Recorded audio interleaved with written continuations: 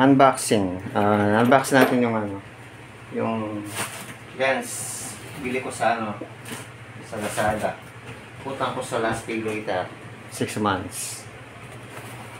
Utang ko sa last pay later to, 6 months. Hindi siyang 10,000 plus siya. Tapos, inutang ko siya 6 months, bali maging ano siya, nasa 13. Tubo niya, nasa 2,000 plus. Pwede na, ano, pwede na sa, ano, 6 months, 2,000. Yung, ano, bibilin ko sana yung Suryu, yung Suryu 85mm f1.4. 24,000 nag-sale kasi sila, kaso, mahal, 6 months. Ay, kahit sa, tinry ko lang 1 year. Yung, ano nila, tubo, nasa 15,000, laki. Pala. Gusto ko masana, mapapawulong ka sa ano, mahal. Laki-laki ng ano. Laki ng tubo. Ito yung box niya. Box. Na. Galing pa sa, ito, alam ko, sa ibang bansa ito. Hong Kong ata. Hong Kong, hindi ako nagkakamali.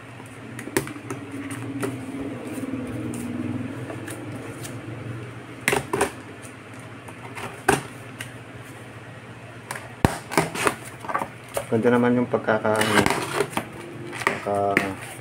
niya. Ito, 85mm. Yan. Diba? Sa review kasi maganda yung review niya.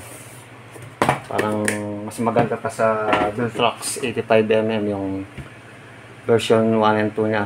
Parang mas maganda to. Yung ano, output niya. Kasi na bago ko binili to, tinignan ko muna yung review versus Viltrox.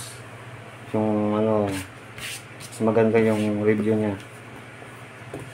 Kita ko, kaya ito yung binili ko. Saka mas mura.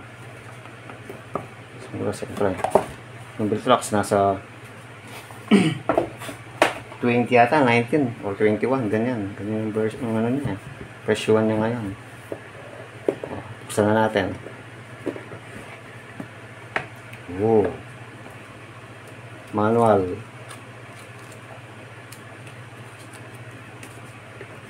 Ito, buksan natin. POM. Type C. Ano to? Type C cable. Pag ano mo to, in-update mo yung firmware niya. Ito yung lens. Mismo. Ito na yung lens. Wala na ba? Wala naman. Yan muna natin bago yung lens. Baka meron pa sa ilalim. Wala na. Ano lang, silica gel na lang at ay moist.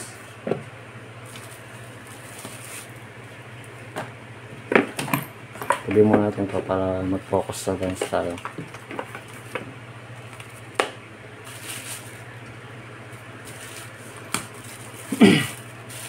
Seven Artisan. Ito lens hood. Yan, yung ganda naman, oh. Wow, solid. Ito, plastic banda siya dito. Plastic. Solid yung ano, pagkakawa. Bali, ano siya, metal tsaka plastic. Yung build niya. Mabigat, medyo mabigat siya. Hindi naman mabigat na mabigat, mas mabigat yung Viltrox sa Artisan. Kasi nakahawak na ako ng Viltrox 85mm, tsaka mas malaki siya dito. Pero malaki siya ng konti sa yung no, kasi may yung no din ako, 85mm.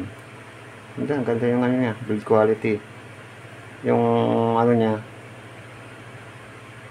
yung konting clip.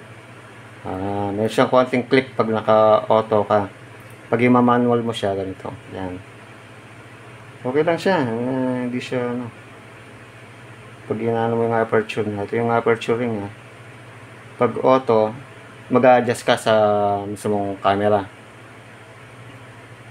Hindi sa ano, pag naka-manual ka naman, yan.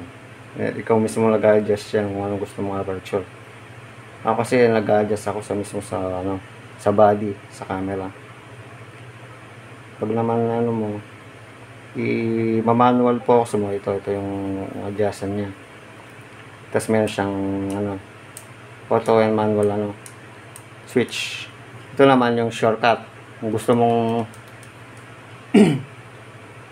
shortcut lang din to, button key. Halimbawa, kung gusto mong i-assign dito, yung face priority, manual focus, auto focus, ano, pwede basta kung anong gusto, saan mo siya yan, i-assign, pwede siya. Kaya yun. So, goods na siya. Kaya hindi ko na siya i-try. Nakita ko naman sa YouTube na okay yung review nito. Pero ito try ko sa mismong camera ko, siyempre. Pero alam ko, maganda naman ito. So, yun lang. Thank you.